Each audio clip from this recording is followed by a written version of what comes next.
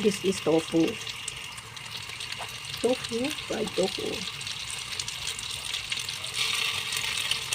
In-slice ko ng maliliit ang tofu.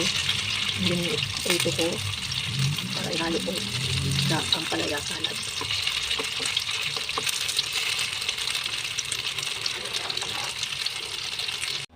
Good morning everyone. Ito yung ulam ko ngayon.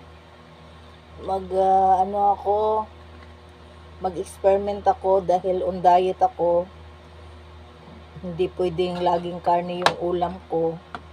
Kaya mag-experiment ako ngayon. Mag-salad ako ng ampalaya. So ito ang ampalaya. Sinapchap ko na to kagabi. Binabad ko sa asin. Then piniga ko, hinugasan. So mag-experiment ako ngayon. Salad-salad muna tayo. So ayan. Then lalagyan ko siya ng kamatis. Ayan. Kamatis. And then sibuyas, white onion.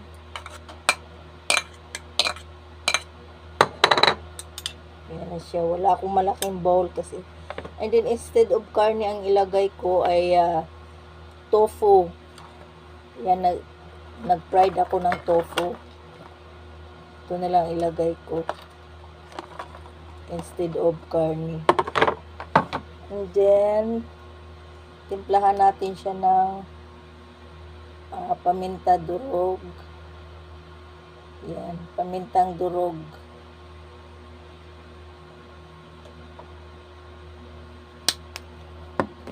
Siyempre, lalagyan natin siya ng kunting asin, pampalasa,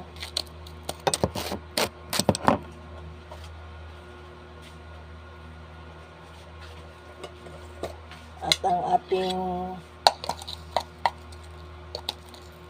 granules, yung chicken powder ba kasi wala naman tayong bitchin. So, ayan. Ang liit ng ko. Then, lalagyan natin siya ng kunting vinegar. Isang kutsara lang. Lawahin na nga natin. Parang alanganin. So, ayan. Kasi, nagpaano kasi ako. Ugoy, halo. Ang hirap haluin, maliit yung ko.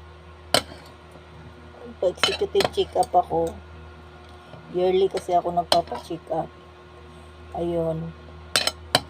Hindi maiwasan na marami tayong cholesterol dahil sa kinakain nating mga taba, street foods, yun. Cholesterol ang labas. Kaya, bawal muna ang matataba. Pag tayo may edad na, kailangan nating magpatingin.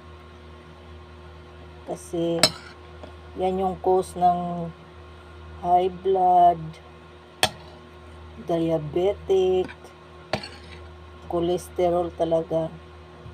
Kaya, huwag nating sabihin na, ba't ako magpapacheck up? Wala naman akong sakit. Kailangan pa rin natin para makita yung kung anong meron. Kasi, kailangan talaga natin ng pa-check up natin yung dugo natin para doon makita kung may sakit ba tayo o wala. Ako kasi sumakit yung likod ko. Gawa ng sa nature ng trabaho ko. Akala ko simple lang yung yung laundryhan na trabaho. Hindi, simple lang siya tingnan pero ang pagod pala. Kaya yun din, isa din yung cause na ba't ako nagpa-check up. Pero thanks God, wala namang result sa likod ko. Yung lang, cholesterol ko. Kaya need muna nating mag-diet. So, ayan na po ang aking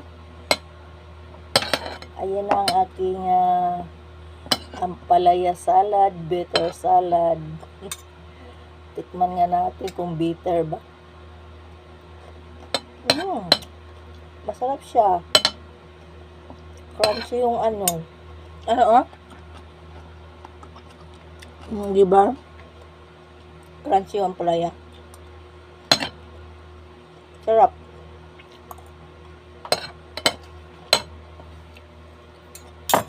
So, ayan na ang aking ampalaya salad.